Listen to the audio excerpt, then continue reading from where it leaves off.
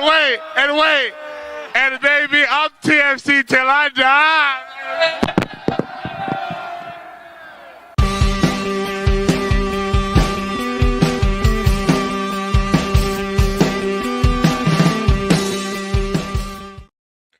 Hello and welcome back to Toronto Till I Die, the Toronto FC fan show. And in a week where Toronto FC aren't playing any games, aren't really supposed to be in the headlines, Women's World Cup's going on, Messi scoring bangers every game he plays, somehow we're going to talk a lot about trades for GAM and transfers in and out for Toronto FC, as this will be our summer transfer window recap show. So we will obviously look at this from a rebuild of a rebuild perspective. We are going to be welcoming MLS insider Tom Bogert from The Athletic to talk about his thoughts on the current state of Toronto FC, Messi, emerging trends in MLS signings, and so much more. And we will get you to grade Jason Hernandez's first window in charge of TFC in this week's burning question presented by Nextdoor. Lots to dig into. Let's get into it. As you'll notice, it's just the two mics this week. Jeffrey P. Nesker is on assignment in Portugal. It's like midnight there. He might be up, he might not. But happy holiday Monday to you, Mike. How you doing? How's your long weekend going? Still vibing off Caravana, man. Honestly, did you go to the parade? I was around it. I didn't actually attend the actual parade, but we were definitely buzzing around the city. And my favorite time, I think, of the summer in Toronto. Obviously, all the celebrities are out. It feels like everybody's out in the city. There's obviously a lot of other like events and festivals that are going on too. This August long weekend is, like I said, just a vibe in Toronto. And, we're still happy to jump on here this Monday of a long weekend coming off something like that. It definitely takes a little bit more effort than maybe some other weeks, but happy to do it and really excited for Tom to be joining us. One of the things actually I don't know if we ever actually talked about it on the show. Maybe we did, I'm forgetting, but one of the things that were very prevalent and very prominent throughout a lot of the social media that I've seen going around is that TFC, I want to say, the kit, the energy kit, the energy energy kits, kit. yeah. Did we talk about that at all? Like, what are your thoughts on the energy kit? Because it was, Yeah, we like I never. said, it was pretty prevalent during Caravana. We saw Grady Dick wearing that for the Raptors, and a couple of pretty hilarious social media posts. What are your thoughts? Yeah, we haven't really talked about it a lot, other than we just called it the Vibes Kit. Considering they were losing in it all the time. Look, I actually like it. Don't have it yet. Not sure I'm gonna get it, but I mean, for as dour a season as this has been on the pitch and off the pitch in a lot of different ways, um, it's a great looking kit. I saw them live in Chicago with it. People in Chicago were actually like really digging the kit, even though the team was bad. They were really digging sort of the kit itself and really enjoying sort of just the vibrancy of it. And it does look. You can talk about, should the team have as many kits and things like that, and compare it to wins and stuff like that, but from just a visual perspective, like it's a fun kit. It's probably one of the best they've come out with in a couple of seasons. It will be a classic. It will be an instant classic for TFC going forward. It's interesting. Like usually you see teams whenever they drop like a kit to commemorate something, it's usually just a one and done. But we've seen this TFC team come out and wear it 3-4 times since they did announce it at the beginning of July. Man, I love it. I love it. It's different. And obviously when you compare it to, in my opinion at least, the team's jersey this year, and the new home kit, and then even the away kit, I don't know if it's just because there's just so many bad memories in that away kit. That's, again, Yeah. not one of my favorite kits it's gone down as. I like it. It's a bit of a breath of fresh air. It's something different, and I'm completely down with this kit. And Terz McGurt's in the chat. It's an official third kit for TFC now. So there we go. We might see it more down the stretch. And it was Caravana inspired, for at least with the Caribbean culture inspired. Yeah. we do see some ties to that. Of course, very vibrant, stands out, of course. And I was thinking like since Caravana passed, that might be the last time we see it, but potentially not. So we'll see. No, they're gonna wear those puppies out, try to sell as many of them as possible. Look, again, like I said, it really is a really nice kid, and like you said, I think it was around a lot at the parade on the weekend. As you saw, Grady Dick was sporting it. First round draft pick of the Raptors. That kid looked like he was loving life. Like he's like, what did I just land into? But he looked like he was having himself a good old time. So I didn't go to the parade. Mhm. I was mainly stuck at home doing chores and stuff like that. But one of the things that I was kind of thinking about this weekend, and we're going to get into it in sort of this first segment here, is all these moves TFC have been making specifically around ways to build like assets in GAM and TAM and stuff like that. And look, I think we got into a little bit of a discussion about the last trade in terms of what does it mean and how much do they get and what are rules, what are not rules. So just in terms of that, one, it can tell how boring of a weekend I actually had. I didn't get to the parade, and I was Yeah, I thinking was gonna about say GAM you're, all you're weekend. Yeah, I had a great weekend. Fantastic. I Jay love swept it. I the love Bo that Sox stuff, though, man. but Hey, shout out. but yeah, I just wanted to get sort of the explanation from you. I got an explanation about it. I wanted to hear what you got. So let's just like try to figure what the heck this trade was, because it was announced very weirdly, in my opinion. Yeah. Like I don't know how you thought, but it was announced in a weird way. Yeah, so for those that missed it, it was Friday afternoon, Friday evening at some time where FC Dallas announced on Twitter that they acquired the rights to Liam Fraser from Toronto FC, or the right of first refusal of Liam Fraser from Toronto FC for 50K in general allocation money. In the same tweet, Dallas said, then we flipped, we traded the right of first refusal of Liam Fraser to FC Dallas for 100K. So in that one tweet, what people see, and this was my first impression of it too, just reading that, it's like, so Dallas paid 50K for an asset and a cent, or sorry, not Dallas, Minnesota paid 50K for an asset and then immediately flipped that asset for 100K. So they were the middleman in this deal when we're like, oh, did TFC kind of get, finessed here? Like, should TFC not been the ones that got 100K? Did they sell these rights short? So I guess to break it down, what happened was Minnesota called TFC, and this is what I'm hearing from a source with, I would say, terrific knowledge of the negotiations.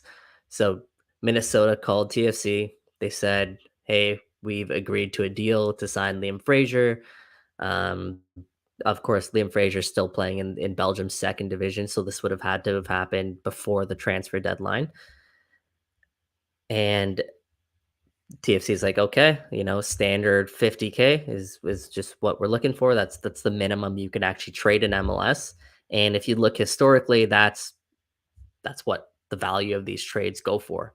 So For 50K is players that are what, generally non DPS, right? Like if you're trading for DP, you have to obviously give a lot more. yeah, yeah, exactly. So what happened was Liam Fraser ended up not wanting to sign in Minnesota. And so Minnesota was left then with a situation of, okay, shoot, like what do we do with this player? Because we just traded for his rights. We thought we were going to sign him. Now it turns out he doesn't want to sign here in Minnesota. So it turned out that Liam Fraser did want to sign in Dallas. That was obviously the intel that they received from Liam Fraser's camp. And they then figure out a way to flip him to Dallas for 100K in general allocation money. Now, this is where, I have questions as to why Dallas is paying 100K for this asset when, it's historically a 50K asset. Part of the reasoning, just off the top of my head, is because I think Minnesota didn't want to come out of this looking bad. Like, you don't want to say, hey, we traded 50K for an asset and then flipped him for 50K. because then everyone's just like, what are you doing? Like, what's happening here? Instead, they're able to squeeze an extra 50K out of Dallas. What I was also told is that negotiating also costs Minnesota an opportunity to seek out a different opportunity.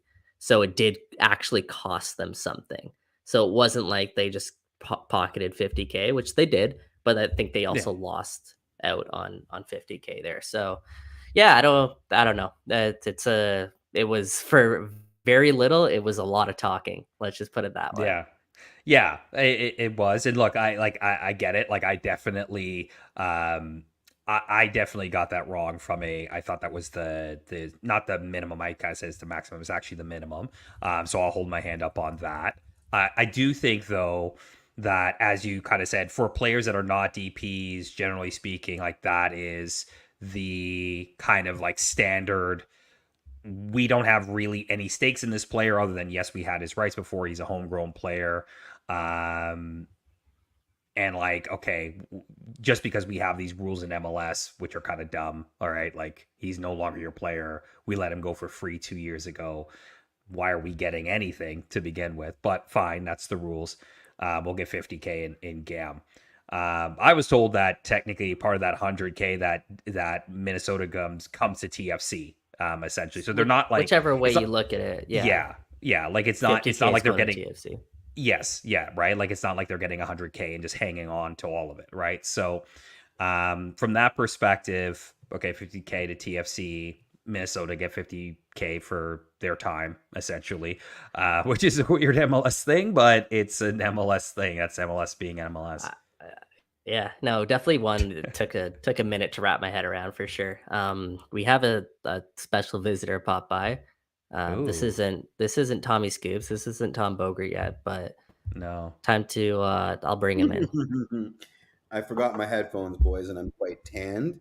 But I wanted to say hello. Hello. What's up, Hello. Jenna? Benfica Portugal? wine. It's Oh, delicious. right on. Oh, you were at Stadio de Luge the other day, weren't you not? I was. I also fell Ooh. down at Stadio Deluge. Yeah, Can you it's tell me the First thing you, story yeah, of you how gotta tell that the story happened? quick. yeah. Maybe don't have pints after you've been shooting for 40 degrees for 18 hours straight, and then try and navigate hills. I messed up. Tut, tut, tut. Jeffrey P. Nesker. Tut, tut, How's tut. Portugal, man? Hot, hotter than the surface of Venus, my friends. It is ridiculously hot outside. It's stupid hot, but I love it here. Absolutely love it here. I just wanted to say hello. I'm on my personal hotspot, so this is costing me $400,000. So I just wanted to say hi, That's and commitment. That is yeah, commitment. exactly. I'm not Well, I'm I not love you helping you guys pay so that bill. much.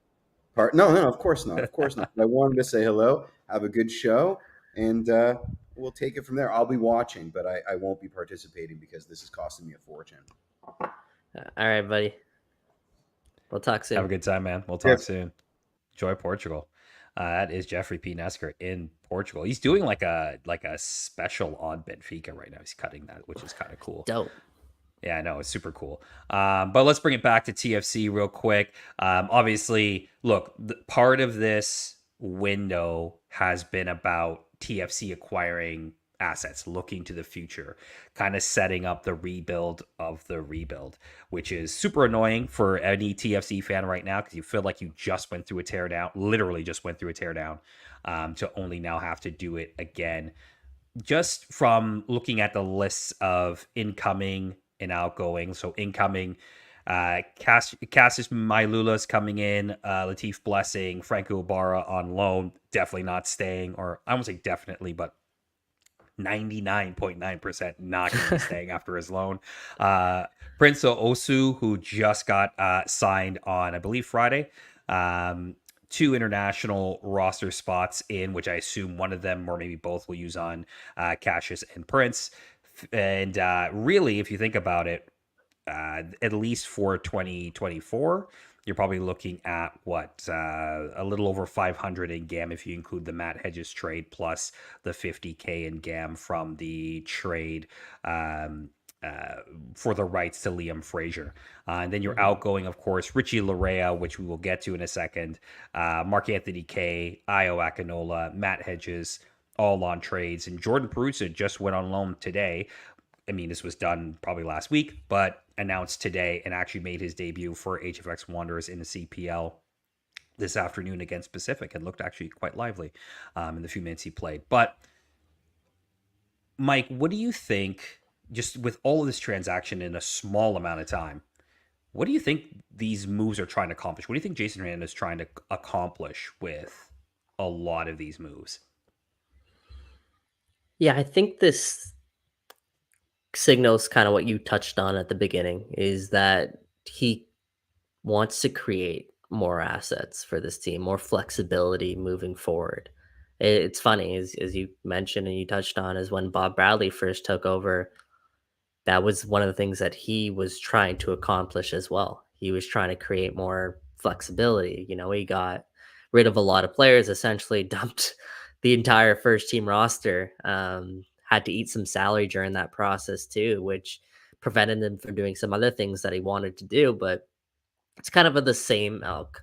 And I'm seeing what Jason Hernandez is doing. He's kind of being a little bit more cold-blooded, which you have to be when you're someone taking over. If there's something that you don't like, if there was, a player that you don't think fits the kind of mold that you want to build here, he isn't afraid to make a move to move on from a player or make a change or change it up a little bit. So for me, the biggest thing was, again, creating flexibility moving forward by bringing in some allocation money, getting rid of some salary, and then B, kind of, it's not full job completely done yet, but get rid of some of the players that wasn't um, wasn't a wasn't part of their plan, I guess. Moving forward is the best way that I can rephrase that. Sorry, I just got a You a gotta funny walk up. message from good friend James Sharman. I'm gonna put our guy JPN on blast right now. So James is obviously traveling with Jeff in in Benfica.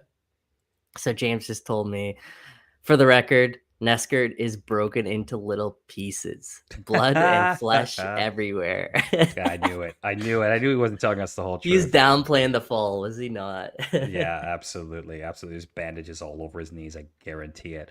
Yeah, look, I think for these moves, I think, what you're doing is you're creating, like you said, flexibility. A lot of these guys, aside from Cassius, like a lot of these guys are short-term moves, right? Osu's only on a year essentially with an option for 2025.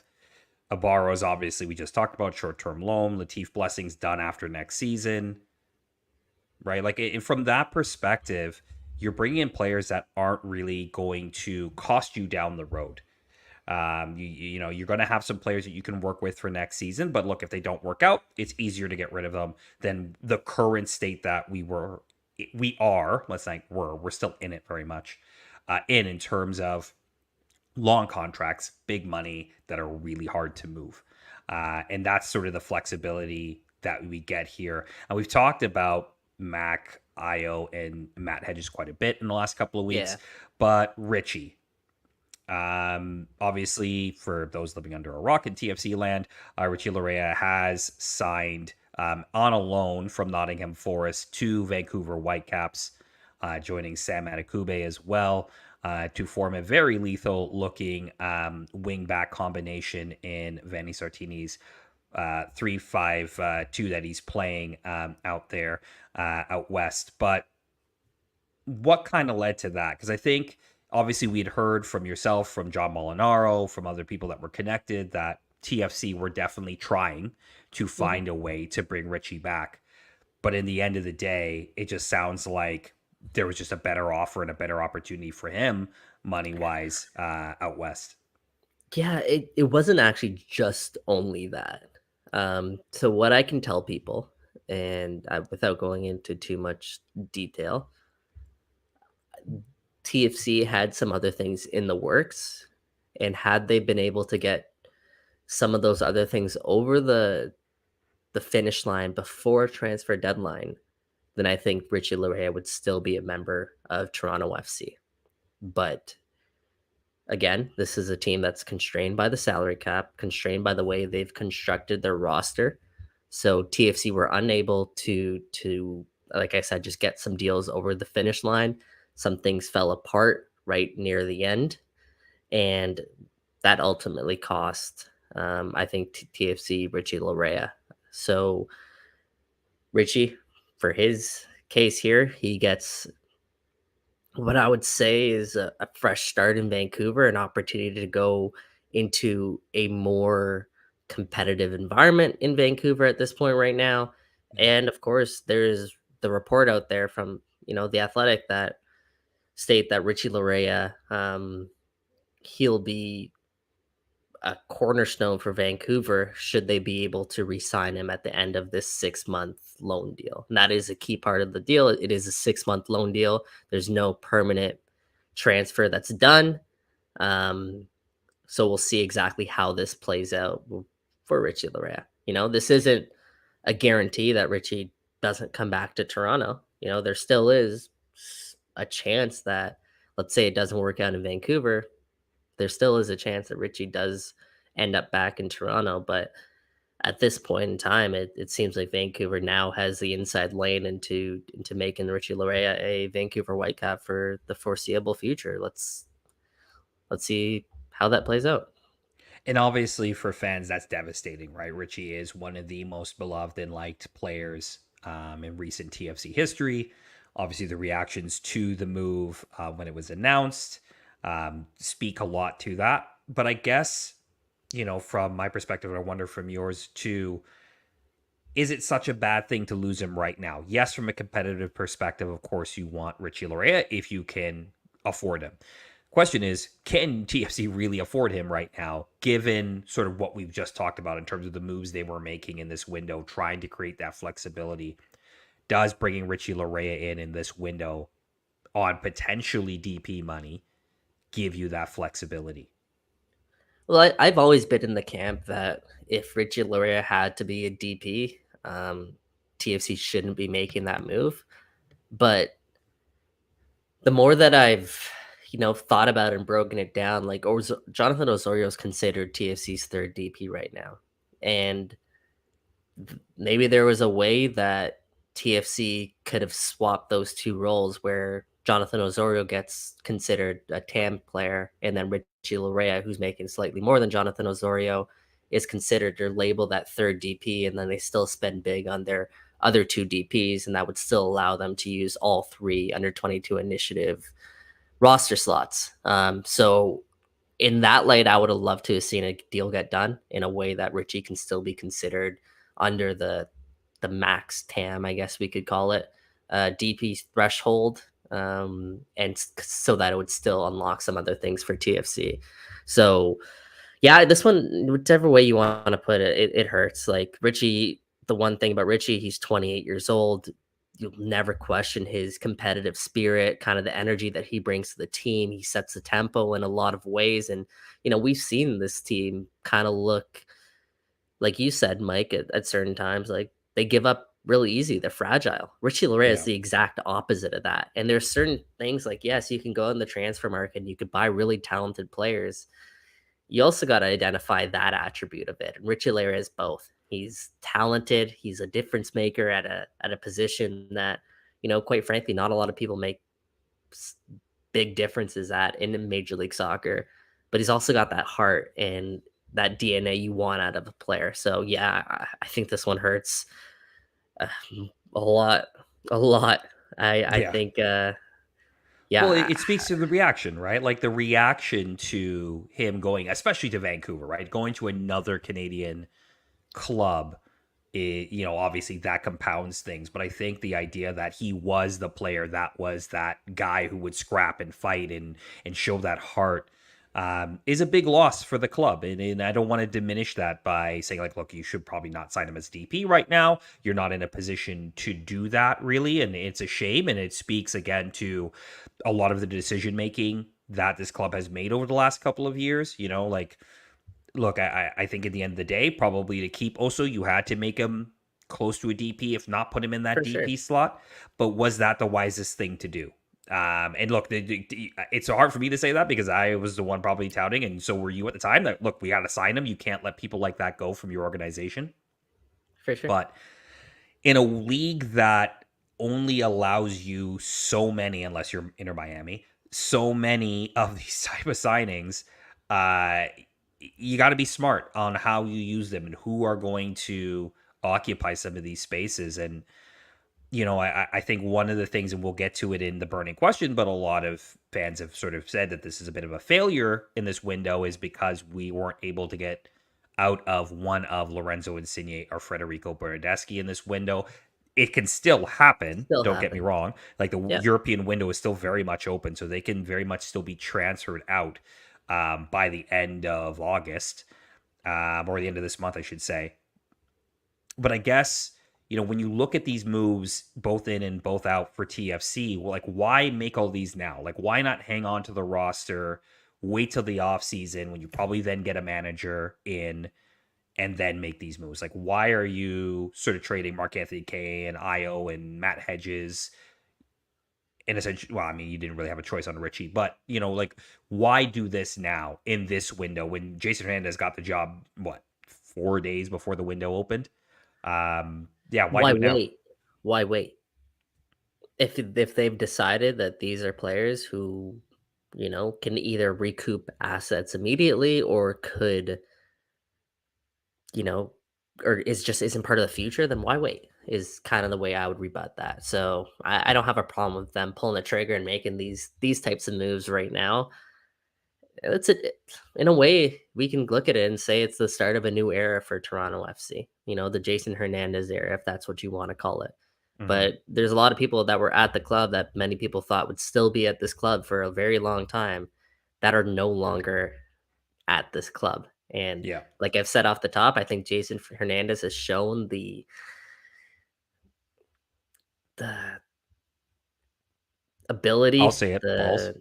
the balls, if you want to say that, yeah, Yeah. to go out and make some of these moves, man. These are bold moves. They are. A lot of TSC fans might look at Mark Anthony Kaye and be like, "Oh, we can wait to get rid of him," but to trade him for just Latif Blessing and an international roster slot, that's a that's a bold move because Mark Considering Anthony what you Kaye, paid for him. considering what you played for him, considering what he means to Toronto FC, considering that he was arguably your most consistent midfielder this season because the rest of your midfield was just flat out injured. Like Mhm. that's a bold move. So hey, I appreciate what Jason Hernandez has done so far, and this is just transfer window number one. You hear it saying like usually, I think Greg Fanny was the one to say this to us. He said it usually takes about 2 years for teams to really feel the imprint of a manager or a new sporting director, a new general manager. So this is really just the start of Jason Hernandez, and we have seen or started to see some new moves uh, begin to trickle in here with TFC. Yeah, and definitely an interesting one.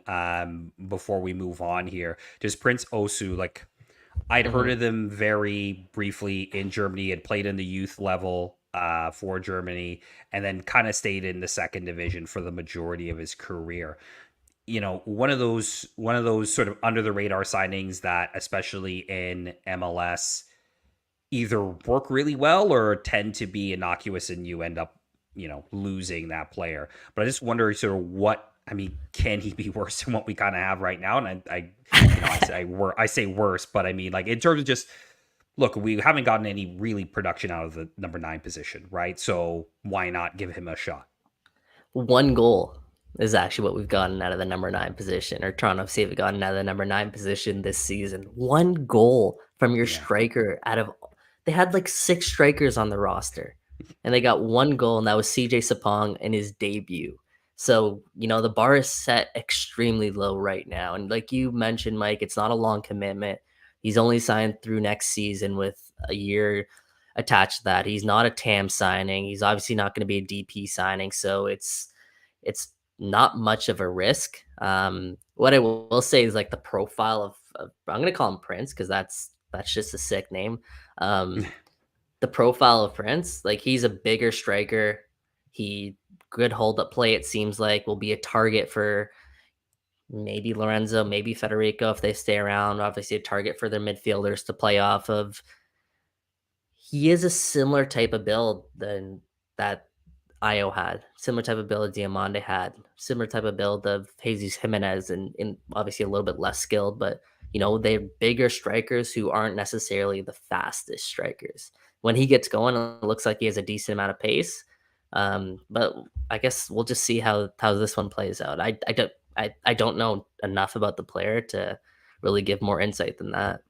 No, fair enough. Those who have seen him in Derby think they can do well in MLS. We will see. But I think we have a special guest waiting to come on in. Hey, and there he is, a Tom Bogert, Tommy Scoops, MLS insider, and at The Athletic as well. Tom, thank you for joining Toronto Till I Die. A big honor to have you on the show. What's going on, fellas? Thanks for having me. I think I might just come in firing with my Prince Uwosu takes in the least interesting way for me to let you know that he was an absolute legend on my Football Manager 2020 save with 1860 Munich. Rode him all the way to the Bundesliga, club legend. So when I saw his name pop up when they signed him, I was like, no way, let's go. Hey, people don't realize how much intel that you get from playing Football Manager, playing FIFA, career mode. I know so much more about football, just world football, just from having career modes of 5 years, just seeing the way people develop. Including Bill Manning, because be careful when you say that around here, because going on a transfer market and now Football Manager, the jokes will start coming. Tom, you may have started a new thing here in Toronto. But thanks for joining. We really do appreciate it. I wanted to start off. It's interesting. This club right now is, and you sort of talked about this in your article with Josh Cloak and Paul Tenorio. We had Paul on just after the article dropped. The dysfunction within Toronto FC is, for somebody who's been around the club for a really long time as a fan, I remember the bad days. It very much reminds me of the bad days. What in your reporting of the article sort of surprised you in terms of just the downhill trajectory of this club in such a short period of time? What surprised me the most? All right, I'll go for the big picture one. Just again, it's not routine, but it's not uncommon for star players to want to get a head coach fired.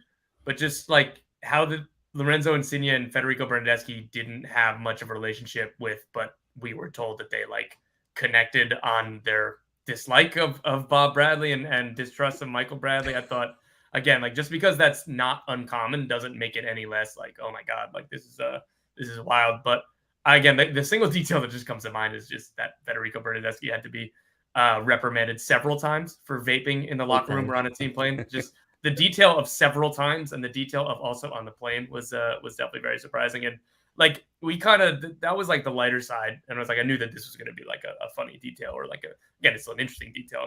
But we treated it like I treat signings and several sources on this. How do we corroborate this? It was a real journalistic practice to get to the bottom of, did Federico Bernardeschi get yelled at multiple times for vaping? And the answer was yes. And we nailed that one. Big J journalism.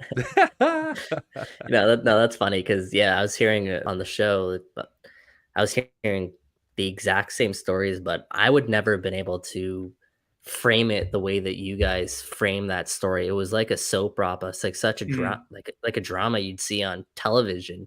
But quite frankly, that really did sum up kind of where TFC was at that point. It did raise a few eyebrows and I think pulled back a lot of curtains for the team, and ultimately could have definitely played a role into where this team is right now. Now, you touched on it, Federico, Lorenzo. We've talked about this for a very long time. We've speculated different reasons as to why, though, Tom. Why the heck have these signings not worked out for TFC? Why are Lorenzo Insigne and Federico Bernardeschi looking like ordinary designated players? It's a quandary. It's confounding. Again, a lot of the theme for what we wrote in that story and that inside the behind the scenes is that there are no quick fixes. And again, it's easy to say in hindsight, oh, of course this didn't work out, or why didn't this work out, when it's like the coach got fired and the 2-star DPs like class aren't playing well, like being productive on or off the field.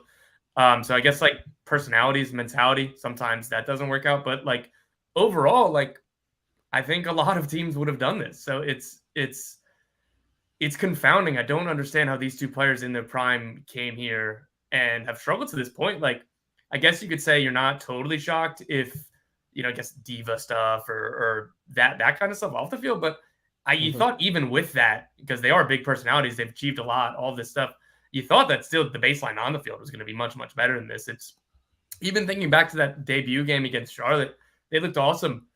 And Charlotte was terrible defensive last year, very bad again this year. So maybe it was just like a false herring. But like, I don't know, man. These two guys have great quality. They're playing on opposite sides of the field. Like Bob Bradley in this system had Carlos Vela put up this single best season in MLS history, and Diego Rossi on the other side, who won a Golden Boot the next year. So it just doesn't make any sense for me. A lot of it comes down to the structure, to the like defensive side of things. And again, like just look up and down the roster outside of those players. A lot of these were like, oh, we need to plug this hole, and okay, we need to do whatever we can to get Mark Anthony K. We don't have enough GAM to just trade you 2 million GAM straight up. So all right, we'll do Ralph Briso and whatever GAM we have plus everything to add up to 2 million value. Oh, like we need to get Domenico Crescito. Like we need a left back. Oh, he retired. Now we need another left back. Let's overpay for somebody from the Turkish league. Oh, we need a center back. Like we need to give Matt Hedges a couple extra years. Oh, we need a goalkeeper. We need to come in with the highest offer for Sean Johnson. That it was a lot of reaction. And I think, and I caught the end of what you were saying before the Iwosu kind of conversation, was just like Jason Hernandez has come in and kind of taken over in this front office. And it's pretty clear that he's trying to tear down and like, he didn't go out. Again, like the Franco Ibarra signing, I think is a really good one, but it's a loan, so it's short term. Latif Blessing, you got him back for Mark Anthony K in a trade. Like Prince Iwosu is on a short term contract, like a free transfer. Maula, I definitely butchered that name, so I apologize.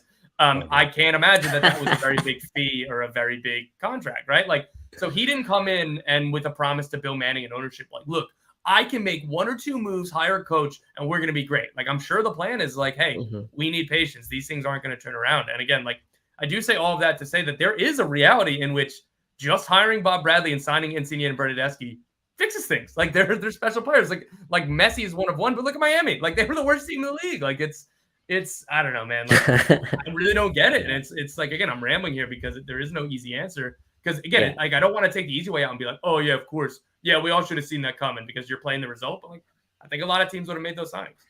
No, I don't think anybody could have possibly thought that when those two players came in, you'd have I don't think anybody would have said the amount of injuries that Lorenzo Insigne has had so far. And I don't think anybody could have foreseen the fact that Lorenzo would start off like a house on fire. And then for whatever reason, whether it's the article, whether it's sort of the back don't blame sort me. of stage issues. I know, not blaming you, right? He's the one vaping on the plane. You didn't vape on the plane. He did. But like the fact that he hasn't scored a goal since May, or assisted a goal, like not even scored a goal, assisted a goal in nearly 3 months. I don't think anybody in their wildest dream, even if you had a doomsday prediction for this, could have seen this. Yeah, that's what's so crazy. And like again, you could have mapped this out and hey, here's how it's not going to work out. But again, I really don't think that this was on the table. So it's pretty crazy. And again, I guess it goes back to like process and stuff. But like I'm trying again, I've been very critical of Toronto and like obviously be critical of these signings and I'm more critical of the other signings. I think that there was a lot that was like again like the Diamande signing, the CJ Sapong trade. Like it's just I have no idea what that process was. And again, like Petretta has not been very good and he's one of the highest paid left backs in the league. Like Richie Lareya the highest paid left back. Yeah, well, he's the highest paid. My bad, I already forgot. Yeah.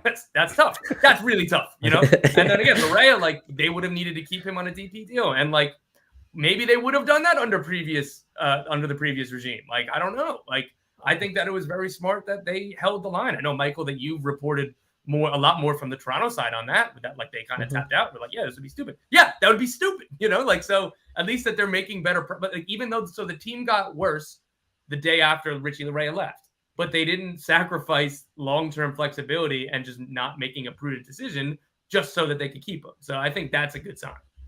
Yeah, it's definitely a shift in mentality here. And I'm gonna shift kind of topics here overall, but I gotta mention this because obviously, Tom, appreciate you joining the show. And for those of you who don't know, and quite frankly, I didn't even know this at the time, but the reason why I actually do work for MLS soccer is because of that guy right there, Tom Bogert, and Hey, something that let's I go. learned afterwards. So that just shows you the type of guy Tom is. So Tom, obviously appreciate you joining the show and having your insight here on this show. Going back to TFC though. A quick pushback before you answer that question. I hope that it wasn't charity. I recommended you because you're awesome at your job. So don't that's all you're good. I just made sure that you got the light. So All right, you're making me Boo, blush. let's Now. You're go. making me blush. Toot that horn, baby. Toot that horn. So, obviously, Tom, you're tapped in around the league. You talk to a lot of different people around the league. For that story, you obviously talked to a lot of different people around Toronto FC and about Toronto FC. So I'm curious, how would you describe, I guess, Toronto FC's reputation around the league, and just how much has it shifted in these past 12, 18 months?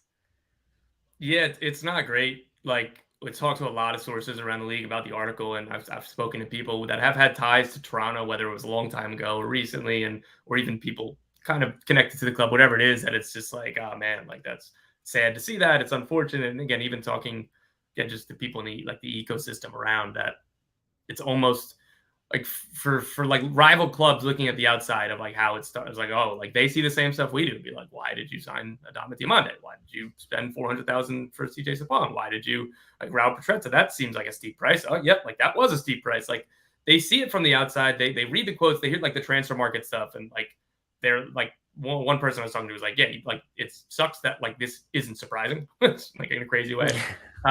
So like I think part of it comes down to that they didn't do well enough at replacing some of the like brain trust that went out.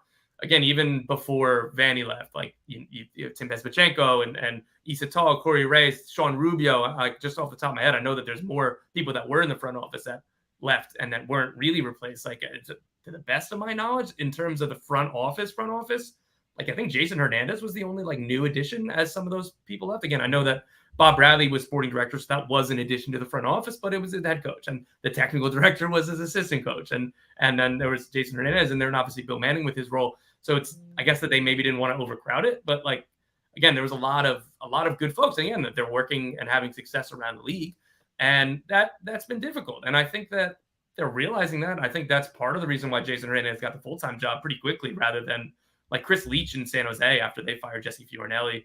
They had him as interim for like half a year and like pretty much like a test run, like good luck. And like they made the decision pretty quickly to give Jason Hernandez the full-time job, which I think is a prudent one. And I think that we'll start to see more people come back into the front office. And I think that's, to end that one on a positive note, is like, yeah, particularly when we did the story, the reaction was negative, and it was like, yeah, like this kind of sucks around there.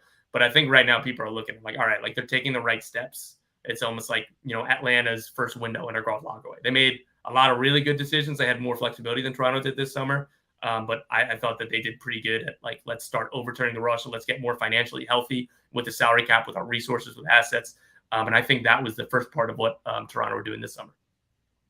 I think that's such an important point too about the sporting department now, because it's not, people see fire the head coach, fire the sporting director. They don't realize kind of the shift that happens afterwards. Like TFC's transfer network is essentially, it's the resemblance of what Bob Bradley left there, but you also got to remember Jack Dodd also left, and he was see, off the top of my head, I forgot that one, and he was the last one to leave. The head scout of Toronto. So they're right now scrambling to kind of rebuild that whole scouting network that they had. So Jason Hernandez has a much bigger job, and Bill Manning have a much bigger job than is simply just appointing a new head coach. They got to do a lot of work behind the scenes as well. Speaking of though, too, this still is in a very attractive job. Like again, even if they need to do a lot of work with the roster, if they need a lot of making changes, like I've talked to one coach who's not attached to a club right now. It was a pretty big name. It's like he's like asking me, what do I think about Toronto? Hey, like, do you think that they would like put me? I was like, dude, I don't ask your agent probably, but like it goes to show that like I'm certain that this club are getting a ton of contacts and offers. Like one thing that Andre Zanota, the Dallas sporting director, said after they fired Luchi Gonzalez, and in the process hired Nico. Like, it was like 3 days after they fired Luchi, he's like, I've had at least 80 people reach out, either on behalf of themselves or like agents. And like, again, that could be a D3 college coach, or it could be somebody like somebody with Champions League experience or Libertadores experience. So you don't know exactly what it is, but it goes to show if that many people are reaching out to Dallas, like, Toronto is a big job. It still is. And like, the money, the infrastructure, the fan base, the city, the culture, all of that, this is still a really good job. And like, because the roster can change. You can't create this culture and this fan base out of thin air. You can't create the infrastructure out of thin air without time. You can't, like, the ownership's willing to spend. That's a yes or a no, and they haven't. So this is still a really good job, and it's just about, again, getting the short-term state of the club to be more healthy with the roster and players and stuff. Like, I don't think that they're going to have much trouble, like, picking from a coach. It's just about, I guess, making the right decision and coming to terms on the right offer. Fair enough. And speaking of that sort of short-term vision and trying to get the club healthy in terms of a cap position, that's all well and good, but Tom, this is still Toronto FC, and this is still a club that sometimes will go off the script and swing big. But in your sort of experience, and obviously from what you're hearing, where do you think Toronto FC goes in this sort of rebuild of the rebuild? Oof. Right? Like, are they going to go a little bit more with the league convention of younger U22 initiative signings and sort of build the cart before the horse? Or do they go swing big again in the winter window, because that's what Toronto FC tends to do in these windows? What do you think? Yeah, I think that it all starts on if they can get out of Bernardeschi and or Insigne. Like, it starts there, because obviously those are the DP spots. I do think that it's not just like the age. It's more like, I don't know, think of Garth Lagerwey's teams in Seattle. They had, in prime senior DPs, and like that worked out really well. But like, Nico Lodero was probably the biggest, or like Raul Ruiz too. But like, these weren't like Insigne Bernardeschi names. They were like, these are kind of the right in prime signings. So they could go that way too. And like, again, like, it is part of it's part of the Galaxy's culture to have some big names. And like, that's just part of the deal. And like, I think that Toronto will definitely, like, I don't know if they're necessarily 1,000% beholden to that, but like, look at their best periods. It came with Josie Altidore, Michael Bradley, Sebastian Giovinco. Like, I think that that's always going to be part of them. I don't see them just going for like, 3 young DPs or whatever, a bunch of like $15 million on the next Zico Barca, where a better one would be Thiago Almada, as far as an example. But like, again, it all starts on what happens with outgoings before incomes. Mm-hmm. Fair enough. Sorry, Mike, go ahead. No. I just want to jump in quickly. Keith here in the chat is saying, Tom, where do I buy that shirt? I think Keith's been loving your shirt. Born Offsides. They're great. This is good, because this is good advertising. See Soprano in the back? This is good advertising. North Jersey SC is what they call it. Again, it's funny that it's they're English. It's like an English company.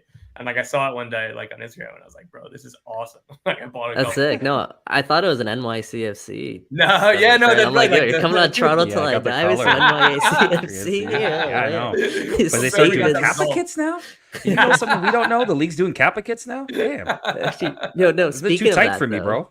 Speaking of that, I got a question for you, Tom. Because Lionel Messi right now is the talk of the town, obviously, in Major League Soccer, even outside Major League Soccer. I have friends who I know for a fact do not watch Major League Soccer. They're talking to me about Lionel Messi and what he's doing with Inter Miami. So, if a hypothetical, if there was a person out there, let's say they were a supporter of a team and they seem like they're really good people, really good guy. What if they bought an Inter Miami Lionel Messi jersey? Like, did you buy a Lionel Messi jersey? I'm not going to mention any names. Offside? No, because you're not a good guy. You're not a good guy. That's why. Offside or onside? Board offside. Yeah, offside or onside on the. Oof. If you're an Orlando fan, no. If you're maybe even an Atlanta fan too, but that's kind of not really a rival. I don't necessarily have a problem with it across the league, because, I don't know. I'm trying to think, because like the teams that I'm like actual like rabid fandom of is like Liverpool and the New York Knicks. Yeah. Like, I wouldn't. Let's go. I wouldn't wear like definitely not like another top 6 apparel. But like, I don't know, you could talk me into buying a Bournemouth shirt. But again, like Messi is the apex predator now in MLS. So if you're a Toronto fan, then like all the roads lead through him. So I like, he's also like beyond team affiliations though. Again, I think Orlando's got to be different because it would be like you guys buying like a Montreal shirt, right? So yeah, I go back and forth on this, but I think it's okay. Hold on, whoa, stop. First of all, the answer is offside. 1,000%. Tom, you're a Knicks fan. I'm actually a Knicks fan as well. Would you go and buy an Embiid Sixers jersey? No. But again, well, then, no, it's different. Can you appreciate? No, it's not different. Like, I go out of I've been going, well, particularly when the Knicks sucked most of my cognitive life, but like over the last like 10 years, I'd go out of my way to like, if the Warriors were on national TV, I'd be watching because I was like, dude, like I gotta watch Steph. Okay, that's fair. That's fair. It's different watching because is one thing. Messi transcends the league, right? Messi is big. Let's face it, Messi's bigger than MLS, right? He's a player who NBA is the biggest league in the world. The EPL, you can argue, is the biggest league in the world. MLS is not the biggest league in the world yet. So you have the biggest player of, the biggest sport in the world coming to join Major League Soccer. Like I said, and this is my argument, I'm not an Inter Miami fan. I'm an MLS fan. So I supported the league, helped pay some of that transfer or not his salary. Come on, I'm just committing to the cause and trying to give back here. MLSE already they already gave money for the Messi side. That's enough. Okay, like no, it's 100% offside. As a Toronto FC fan, you cannot be wearing another jersey of another Eastern Conference team that has lipped you in the table now and is going to leave you for dust at the bottom of the better. What I will say, you cannot wear that to the game. Just if Miami's coming, that's obvious. Yeah, no, 100%. Just last thing before we let you go. On a serious note, though, the Lionel Messi, what he's doing right now with Inter Miami, it really couldn't go better for the league. What do you think the ripple effect will be of this? Maybe in terms of even roster rules in this league. Could you see something happening down the line here in terms of could we see more? Let's just say it, DP slots. Yeah, I'm not sure what they're going to do. I do think that they have to do something, and it's kind of going to help embolden the owners who are pushing for this, like your Jorge Mas, your David Teppers, your even Merritt Paulson in Portland was quick to say, yeah, we are pushing for this as well. Like there's a lot of owners across the league who, if in Atlanta, I'm sure as well. Arthur Blank didn't come out and say anything, but he's just stepped up and thrown money at a bunch of things. Do you think LAFC would use some more U22 slots or some more allocation money if they were able to or if you took away transfer fees from the roster, like if you didn't have to kind of put that into the budget charge, what would they do? And so I think that there's a lot of different ways it can go. I'm not sure what the immediate changes will be because there are a lot of cautious owners, and that's part of the reason why there's a salary cap. And again, it's also easy to just be like, oh, there shouldn't be any restrictions, whatever, let them do whatever. But I don't know. I think that it's much more likely that the Premier League gets a salary cap than it would be MLS getting rid of a salary cap. I still think that if there wasn't this salary cap, this league wouldn't exist, and it wouldn't have existed in 2005, right? So it's easy to be like, no, they should take away all restrictions, but it's there for a reason. The NBA, NFL, they all have salary caps, and it's worked out pretty well for them. So I hope that they do make some changes in which that they just raise the ceiling a lot more. I could be talked into taking away transfer fees from the budget charge, but I'm not sure because I think that then you'd see kind of Toronto, Atlanta, Miami, some of these teams just really go away from the bottom spenders, which again, maybe that's not a bad thing. But the easiest change that I'll say is there shouldn't be any restrictions on the U22s. You should be able to have 3 senior DPs and 3 U22s. I think that's one that should be extremely easy to change in winter. I don't know why that wasn't originally the rule. But again, that's a very, very minor change. I hope there's more, but that's such an obvious one for me. Fair enough. Really quickly, Tom, just again, devil's advocate here, just really quickly. So my thing is, first of all, is the league not in a position now? I get what you're saying about the league 20 years ago, right? Where they were in a position where they had to have a salary cap to survive. You can arguably say the league is financially is probably the healthiest it's ever been in terms of the amount of money it's getting from new teams coming into the league. At this point, would it not make sense to allow owners who have spent $500 million in some cases for teams to then say, hey, if I'm willing to open up my wallet and go get, I don't know, a Virgil van Dijk, or I'm sorry, I don't like Liverpool teams, but like, but just as an example, you're talking to two United fans, by the way. So from that perspective, like if they wanted to go and get a player like that, why wouldn't you just let them do that or get it? If they want to get a team full of Virgil van Dijks, that's their business. I do understand that, but again, like I think if you didn't have a salary cap in the NFL, like I think Jerry Jones and Dan Snyder would have outbid each other until their teams borderline folded, right? Like I just don't see it sustainable. So I'm not in favor of like no restrictions whatsoever, and because like the parity is what makes this league a lot of fun. But like I definitely think that there should be maybe not substantial changes, but pretty much substantial changes. Like you can make the whatever the roster cap is. I think 6 million or something before all the allocation money. Just take away the allocation money, make it an internal like regular transfers, raise that ceiling a whole lot more. And then even if you want to take away a DP spot because the floor got raised so much, but then you can still be able to pay Lionel Messi or Bernadeschi and Insigne, whatever the hell you want. Like I think that DP spots are still fine because without it, you don't get Messi. And again, without it, you don't get David Beckham originally by the rules created. So I think that there is room for like a couple special slots for teams. It's just I think that the middle class needs to be improved. Fair enough. Yeah, I'm definitely in the minority here. I like the salary cap, but I'm with you. Loosen some of the restrictions. Yeah. I enjoy that part of the game. I just wish there was more transparency in all of it. Transparency is key. Like that's either take away allocation money or make that a public thing where you can go the MLS version of the NBA trade machine. 1,000%. I need to armchair GM. The amount of hours I've wasted, whether it be NHL or NBA, just trying to figure out all that hypothetical you're gonna get. Oh, yeah, love it. And wasting whole weekends like I did trying to figure out their latest trade. Yeah. All right, Tommy Scoops, man, thank you so much for your time. Super generous. I told Tom I'd bring him on for 15, 20 minutes. He spent half an hour here, so I owe you an extra 10 minutes, buddy. Appreciate you guys. Thanks as always for having me. Cheers, Tom. Cheers, then. That was Tom Bogert of The Athletic. Again, thank him so much for coming on the show and for giving so much of his time. Interesting comments here on Jerseygate. Jerseygate is fully out now.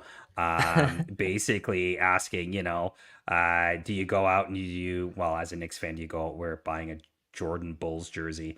No, I never bought a Jordan Bulls jersey. Never once in my life. Never had one. And I'm a Jordan. I respect Jordan, but no, I never have. And I wouldn't start now. Be vintage, though. Yeah, I know. Still not buying it. Maybe a North Carolina jersey, but that's another story and that's another podcast.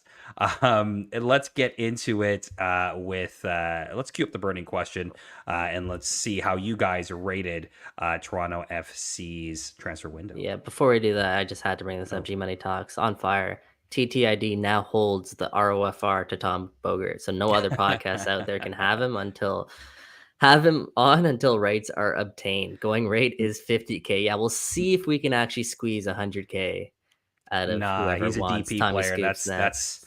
He's a DP player. That's got to be at least 500 and a player. All right, we'll try and negotiate that.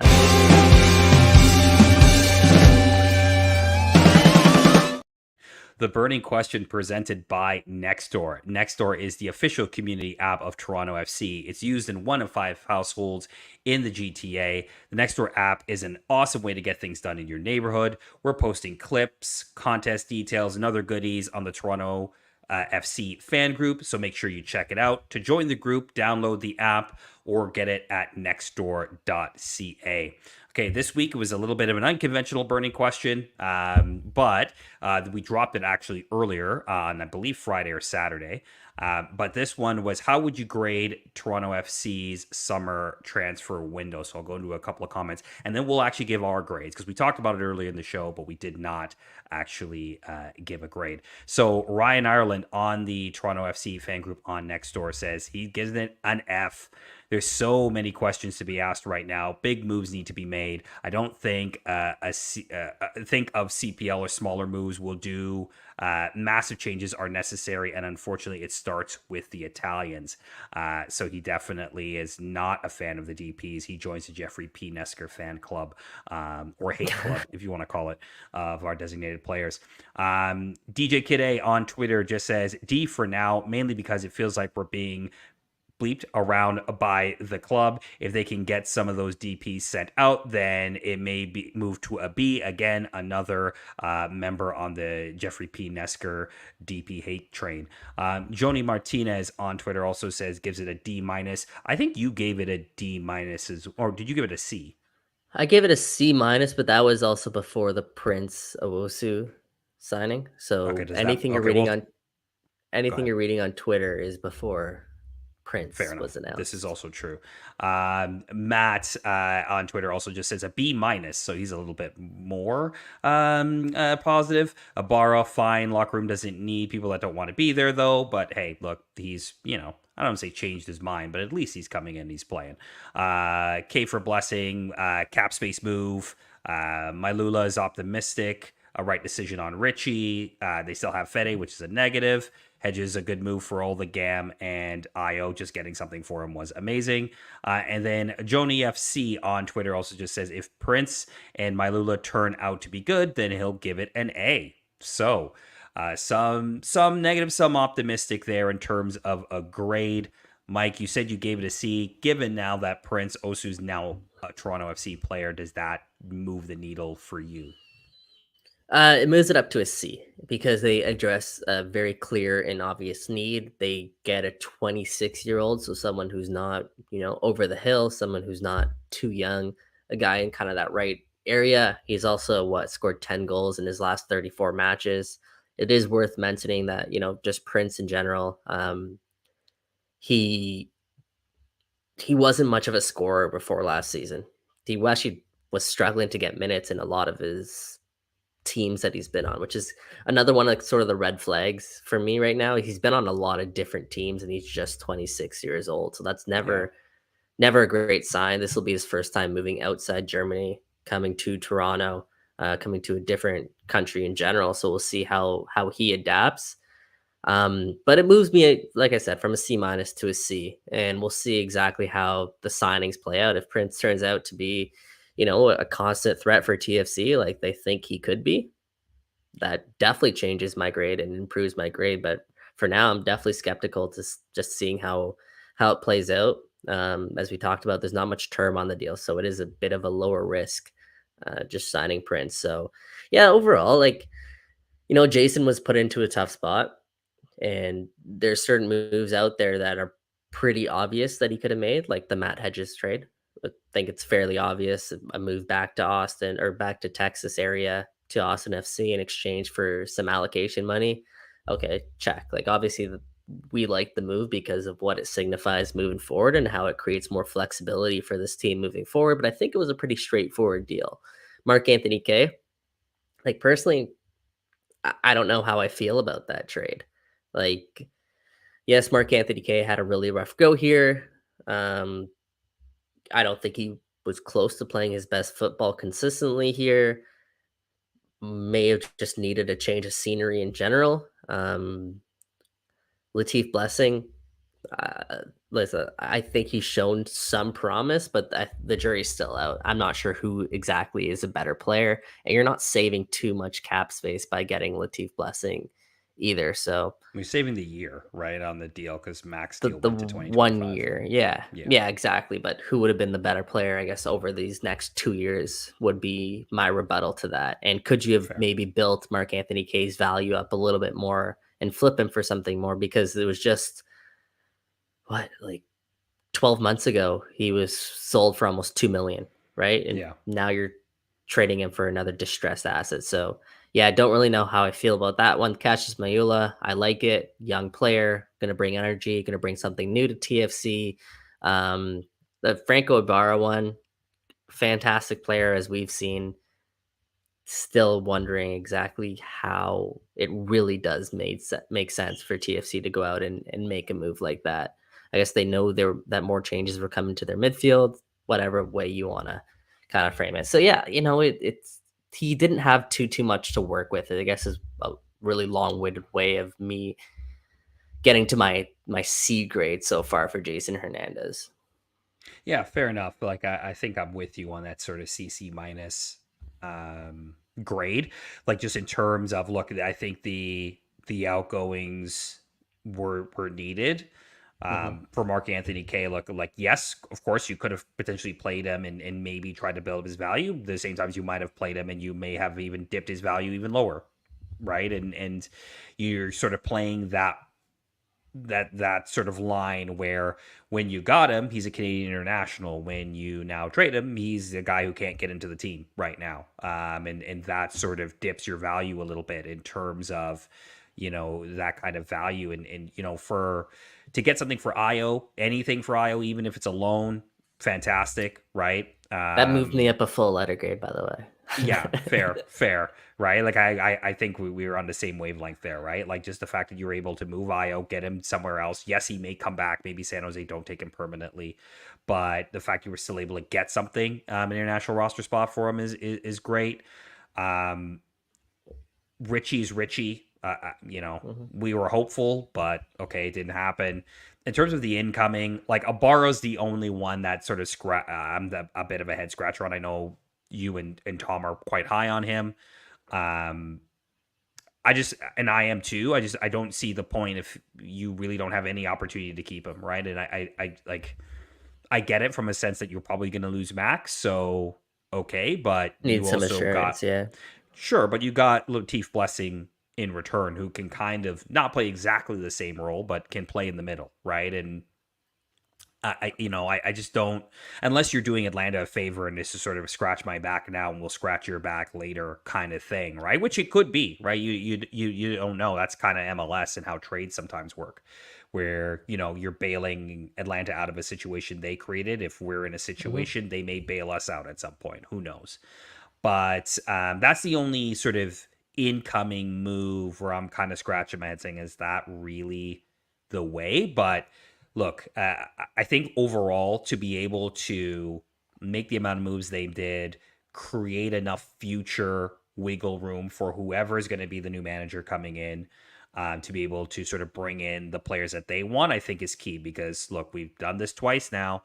And with Armis, they didn't make any moves and kind of asked the old dog to try new tricks, and that didn't work. And then with Bob Bradley, it was, hey, come in November, and now you need to figure out this roster and gut it all in like a month. And that didn't clearly work either, right? So being able to have a bit of a rampway into that might be really important for whenever they hire the new manager. And not even just the manager. I think you and Tom talked about it in that segment, right? It's the sporting director. It's who's going to be your lead scout, who's going to be the technical director, things like that, right? Like those things are going to be incredibly important. Who's going to be an assistant GM to Jason Hernandez, right? Like all of those things still need to be built out at the club before we even start talking about moves with players, right? To figure out where you're going to be moving these players, or a lot of the common sort of discourse was why didn't we bring more people in? Why did we wait until the end of the transfer window? Why didn't we bring in all these players? And the fact of the matter is there's no manager, no technical director, no sporting director. How are you going to bring in all these players just for the manager or the technical director or the sporting director to turn around in a few months and be like, that guy, don't like him. And you may have given away what little gam you had to get them. Yeah, I think that's a big factor too. It's just the amount of space and the amount of wiggle room that TFC actually did have. I think that this transfer window kind of opened our eyes up to a lot of it. And I also think it is worth mentioning that that the window's not closed, right? TFC could still, like they did with Prince, go out and sign some free agents as well.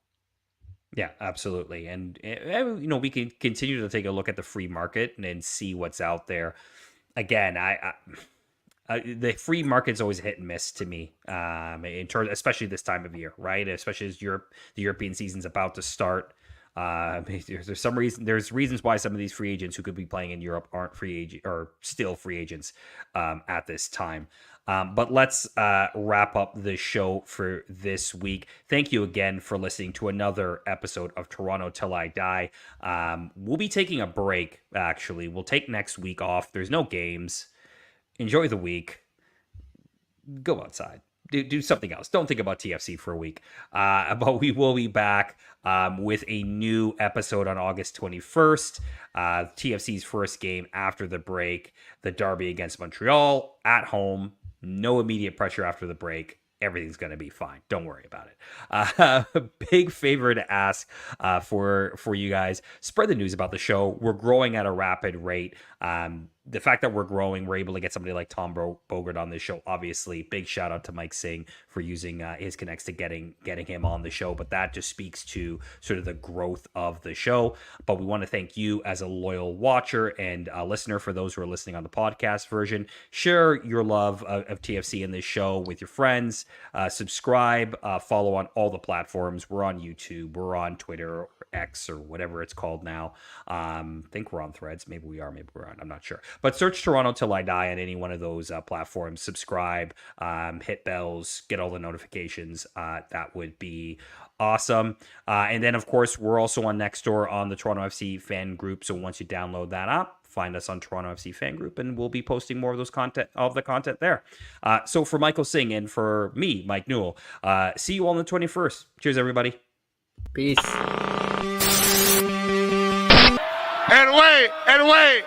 And baby, I'm TFC till I die.